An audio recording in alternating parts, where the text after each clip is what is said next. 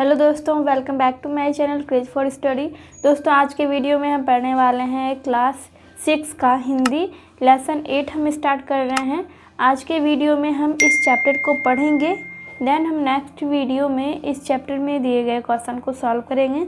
तो चलिए हम स्टार्ट करते हैं। दोस्तों, कहानी को पढ़ना ज़रूरी है क्योंकि जब हम क्वेश्चन सॉल्व करेंगे इस चैप्टर का तो हमें बहुत ही हेल्प मिलेगा और ये कहानी बहुत ही अच्छी है। मैंने इस कहानी को पढ़ा भी है। तो चलिए हम पहले कहानी पढ़ लेते हैं और हम नेक्स्ट वीडियो में इस चैप्टर में दिए गए क्वेश्चन को सॉल्व कर लेंगे। संध्या का समय था। डॉक्टर चड्ढा टेनिस खेलने के लिए तैयार हो रहे थे। मोटर द्वार के सामने खड़ी थी कि कहार डोली लाते दिखाई दिए। डोली के पीछे एक बूढ़ा लाठी टेकता चला आ रहा था। डोली औषधालय के सामने आकर रुक गई। बूढ़े ने धीरे धीरे आकर द्वार पर खड़ी हुई चिक से अंदर झांका। ऐसी साफ सुथरी जमीन पर पैर रखते हुए भय हो रहा था कि कोई घुड़क ना बैठे। डॉक्टर साहब ने चिक के अंदर से गरज कर कहा, कौन है, क्या चाहता है? बूढ़े ने हाथ जोड़कर कहा, हुजूर, बड़ा गरीब आदमी हूँ, मेरा लड़का कई दिन से बहुत बीमार है। डॉक्टर साहब ने कहा, कल सवेरे आओ, कल सवेरे, हम इस वक्त मरीजों को नहीं देखते। बूढ़े ने घुटने टेककर जमीन पर सिर रख दिया और कहा, दुहाई है सरकार की, लड़का मर जाएगा। हुजूर, 4 दिन से आंखें नहीं खोली है। डॉक्टर चड्ढा ने घड़ी देखी, केवल 10 मिनट का समय और बाकी है। उन्होंने कहा, कल सवेरे आओ, यह हमारे खेलने का समय है। बूढ़े ने पगड़ी उतारकर चौखट पर रख दी और रोते हुए कहा, हुजूर, एक निगाह देख लें, बस एक निगाह, लड़का मर जाएगा। हुजूर, 7 लड़कों में से यही एक बच रहा है। 6 पहले ही बीमारी से मर गए, हम रो रो कर ही मर जाएंगे। डॉक्टर ने उसकी बातों की ओर ध्यान नहीं दिया। उन्होंने धीरे से चिक उठाई और वे बाहर निकलकर मोटर की तरफ बढ़ चले। बूढ़ा यह कहते हुए उनके पीछे दौड़ा, सरकार, बड़ा धर्म होगा, हुजूर दया कीजिए, लड़के को छोड़कर इस संसार में मेरा कोई और नहीं है। डॉक्टर साहब ने मुंह फेर लिया, उसकी तरफ देखा तक नहीं। मोटर में बैठकर बोले, कल आना। मोटर चली गई। बूढ़ा कई मिनट तक मूर्ति की तरह खड़ा रहा। डोली जिधर से आई थी उधर ही चली गई। यहाँ से निराश होकर वह फिर किसी डॉक्टर के पास ना गया। उसी रात हंसता खेलता 7 साल का बालक इस संसार से सिधार गया।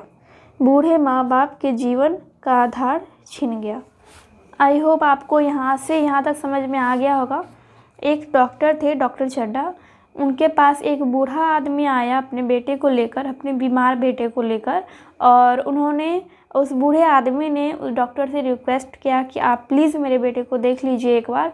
लेकिन वो डॉक्टर उनके बेटे को एक बार भी नहीं देखा और वो खेलने के लिए चले गए।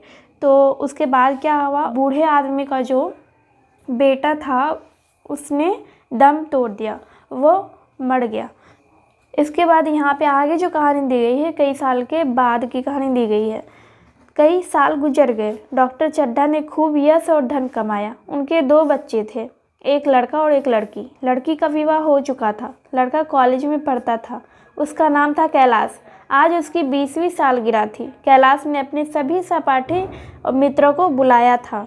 उसकी एक खास मित्र भी थी, मृणालिनी। कैलाश और मृणालिनी आपस में प्रेम करते थे। कैलाश को सांप पालने, खिलाने और नचाने का शौक था। उसने तरह तरह के सांप पाल रखे थे। उसने यह विद्या एक बड़े सपेरे से सीखी थी।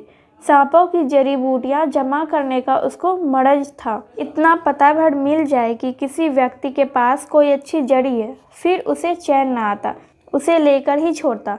मृणालिनी कई बार आ चुकी थी और हर बार सांप देखने का आग्रह करती थी। कैलाश हर बार टाल जाता। आज मृणालिनी ने सांप देखने की ठान ली। कैलाश मृणालिनी को बोलता है, कल जरूर दिखा दूंगा। इस वक्त अच्छी तरह दिखा भी तो नहीं सकता। घर मेहमानों से भरा हुआ है। देखो, कमरे में पैर रखने की जगह तक नहीं है। सांप भीड़ देखकर चौंक जाएंगे। मृणालिनी की जिद को कुछ और लोगों ने भी हवा दी। कैलाश मृणालिनी और अन्य मित्रों को सांपों के दड़बे के आगे ले जाकर बीन बजाने लगा। फिर एक एक खाना खोलकर एक एक सांप को निकालने लगा। क्या कमाल था! ऐसा जान पड़ता था कि वे सांप उसकी एक एक बात मानते हैं। उसने सांपों को हाथ में गले में डालना शुरू किया। मृणालिनी घबरा रही थी। एक मित्र ने व्यंग्य किया, अजी दांत तोड़ डाले होंगे। कैलाश हंसकर बोला, दांत तोड़ डालना मदारियों का काम है, इनके दांत नहीं तोड़े गए हैं, कहो तो दिखा दूं। यह कहकर उसने एक काले सांप को पकड़ लिया और बोला, मेरे पास इससे बड़ा जहरीला सांप दूसरा नहीं है। इसका काटा तुरंत मर जाता है। इसके कांटे की दवा नहीं, कोई मंत्र नहीं, इसके दांत दिखा दूं। इस पर एक मित्र बोला, मुझे तो विश्वास नहीं आता, लेकिन तुम कहते हो तो मान लेता हूँ।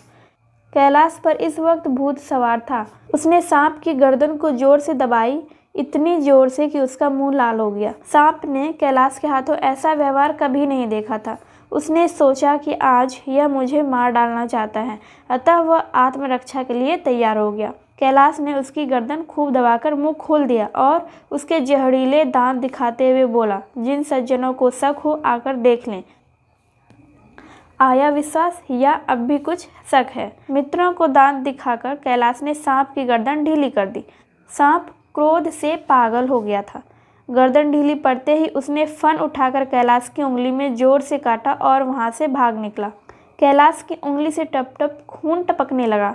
उसने जोर से उंगली दबा ली और कमरे की तरफ भागा। तुरंत ही एक जड़ी पीस कर लगाई। मित्रों में हलचल मच गई। डॉक्टर साहब घबरा गए। डॉक्टर साहब ने चीरा लगाने को कहा, लेकिन कैलाश को जड़ी पर पूरा विश्वास था। एक ही मिनट में कैलाश की आंखें झपकने लगी, होठों पर नीलापन दौड़ने लगा, यहाँ तक कि वह खड़ा भी न रह सका। फर्श पर बैठ गया। सारे मेहमान कमरे में जमा हो गए। कैलाश को फर्श पर लिटा दिया गया और पंखा झलने लगे। एक महाशय बोले, कोई मंत्र झाड़ने वाला मिले तो संभव है जान बच जाए। एक मंत्र झाड़ने वाला आया भी, मगर कैलाश की सूरत देखकर उसे मंत्र चलाने की हिम्मत न पड़ी। बोला, अब क्या हो सकता है सरकार, जो कुछ होना था हो चुका। घर के सभी लोग रोने लगे। आई होप आपको यहाँ तक भी समझ में आ गया होगा। इसके आगे देखते हैं कि कैलाश को सांप के काटने के बाद आगे क्या हुआ। शहर से कई मील दूर एक छोटे से घर में एक बूढ़ा और बुढ़िया अंगीठी के सामने बैठे जाड़े की रात काट रहे थे। मिट्टी के तेल की एक कुप्पी ताक पर जल रही थी। घर में ना चारपाई थी ना बिछौना। एक कोने में थोड़ी सी पुआल पड़ी थी। बुढ़िया दिन भर उपले और सूखी लकड़ियां बटोरती थी। बूढ़ा रस्सी पाटकर बाजार में बेच आता था। यही उनकी जिंदगी थी। किसी ने द्वार पर आवाज़ दी, भगत भगत क्या सो गए? जरा किवाड़ खोलो। भगत ने उठकर किवाड़ खोल दिए। एक आदमी ने अंदर आकर कहा, कुछ सुना? डॉक्टर चड्ढा के लड़के को सांप ने काट लिया। तुम चाहो तो चले जाओ, आदमी बन जाओगे, खूब पैसा मिलेगा। बूढ़े ने कठोर भाव से सिर हिलाकर कहा, मैं नहीं जाता, मेरी बला से मरे। मैं उस डॉक्टर को खूब जानता हूँ। मेरा लड़का अंतिम सांसें गिन रहा था। मैं भैया को लेकर उन्हीं के पास गया था। डॉक्टर साहब खेलने जा रहे थे। मैं पैरों पर गिर पड़ा कि एक नज़र देख लीजिए, मगर उसने सीधे मुंह बात तक नहीं की। अब जान पड़ेगा कि बेटे का गम कैसा होता है। उस वक़्त मेरी आंखों में आंसू निकल पड़े थे, पर उन्हें तनिक भी दया न आई थी। तो नहीं जाओगे? हमने जो सुना था उसे कह दिया। यह वाक्य उस आदमी द्वारा कहा जा रहा है जो भगत को बुलाने आया था उसके घर। अच्छा किया, कलेजा ठंडा हो गया। तुम जाओ, आज चैन की नींद सोऊंगा। ये वाक्य भगत के द्वारा बोला जा रहा है। एक चिलम और पीऊँगा, अब मालूम होगा लाला को, सारी साहबी निकल जाएगी। हमारा क्या बिगड़ा? लड़के के चले जाने से कोई राज तो नहीं चला गया। जहाँ 6 बच्चे गए वहाँ एक और चला गया। तुम्हारा तो राज सूना हो जाएगा। उसी के वास्ते सबका गला दबा दबा कर धन जोड़ा था ना, अब क्या करोगे? आदमी चला गया। भगत ने किवाड़ बंद कर लिए, तब चीलम पीने लगा। बुढ़िया ने कहा, इतनी रात गए जाड़े में कौन जाएगा? अरे दोपहरी होती तो भी मैं न जाता। सवारी दरवाजे पर लेने आती तो भी न जाता। भूला थोड़े ही हूँ। मेरे बेटे को निर्दयी ने एक नज़र देखा भी न था। भगत के लिए यह जीवन में पहला अवसर था कि ऐसा समाचार पाकर भी वह बैठा रह गया। 80 वर्ष के जीवन में ऐसा कभी ना हुआ था कि सांप की खबर सुनकर वह दौड़कर ना गया हो। कैसा भी मौसम हो, लेन देन का विचार कभी मन में आया ही नहीं। बुढ़िया सो चुकी थी। बूढ़े का मन भारी हो रहा था। उसे चैन न आ रहा था। ऐसा लग रहा था जैसे उसकी कोई चीज़ खो गई है। बूढ़ा खड़ा हो गया। उसने अपनी लकड़ी उठाई और धीरे से किवाड़ खोले। बुढ़िया जाग पड़ी। उसने पूछा, कहाँ जाते हो? बूढ़े ने कहा, कहीं नहीं, देखता था कि कितनी रात है। अभी बहुत रात है, सो जाओ। नींद नहीं आती। नींद काहे को आएगी? मन तो चड्ढा के घर लगा हुआ है। चड्ढा ने हमारे साथ कौन सी नेकी कर दी है जो वहाँ जाऊँ? पागल नहीं हूँ जो मेरे लिए कांटे बोए उसके लिए फूल बोता फिरूँ। बुढ़िया फिर सो गई। भगत ने किवाड़ लगा दिए और फिर आकर बैठ गया। उसने फिर किवाड़ खोले, इतने धीरे कि बुढ़िया को खबर भी ना लगे। बाहर निकल आया। भगत ने आगे पैर बढ़ाया। भगत लाठी खटखट करता लपका जा रहा था। उसके मन में कई बार आया कि ना जाए, रुक जाए, लेकिन अंतर्मन उसे आगे ठेल रहा था। इतने में 2 आदमी आते दिखाई दिए। दोनों बातें करते चले आ रहे थे। चड्ढा बाबू का घर उजड़ गया। वही तो एक लड़का था।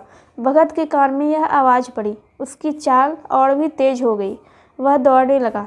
अपनी उम्र में वह इतना तेज कभी न दौड़ा था। इतने में उसे चड्ढा साहब का घर दिखाई दिया। रात के 2 बज चुके थे। मेहमान विदा हो चुके थे। सभी रो रो कर थक चुके थे। सहसा भगत ने द्वार पर पहुंचकर आवाज़ दी। डॉक्टर साहब बाहर आए।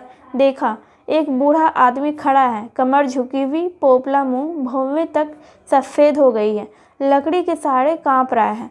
बूढ़े ने कहा, भैया कहाँ हैं? जरा मुझे दिखा दीजिए। चड्ढा ने कहा, चलो देख लो, मगर 3-4 घंटे हो गए हैं। जो कुछ होना था सो हो चुका है। बहुतेरे झाड़ने फूकने वाले देकर चले गए। डॉक्टर को आशा तो नहीं थी।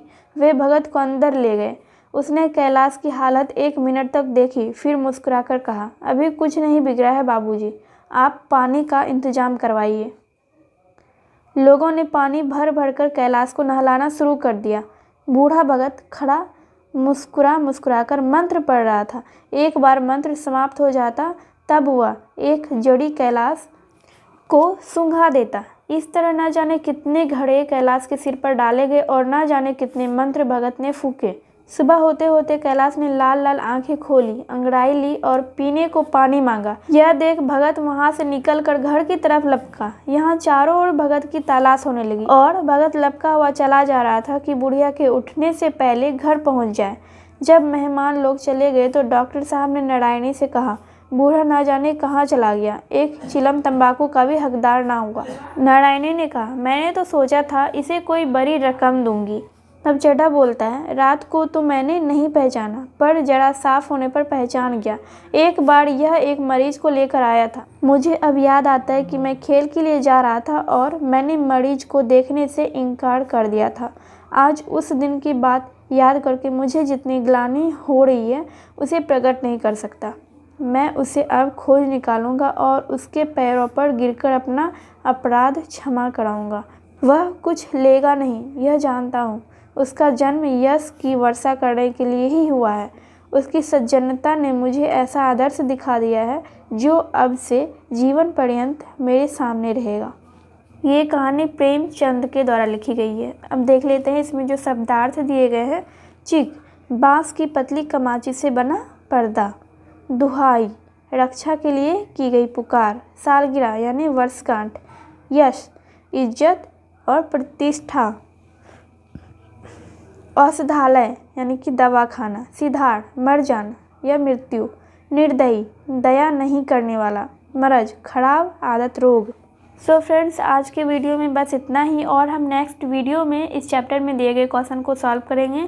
वीडियो हेल्पफुल लगी हो तो वीडियो को लाइक कर दीजिएगा। चैनल पे पहली बार आए हैं तो चैनल को सब्सक्राइब करना मत भूलिएगा और बेल आइकन को भी प्रेस कर दीजिएगा ताकि मैं जब भी वीडियो अपलोड करूँ तो उसका नोटिफिकेशन आपको मिल सके। तो चलिए मैं मिलती हूँ आपसे नेक्स्ट वीडियो में।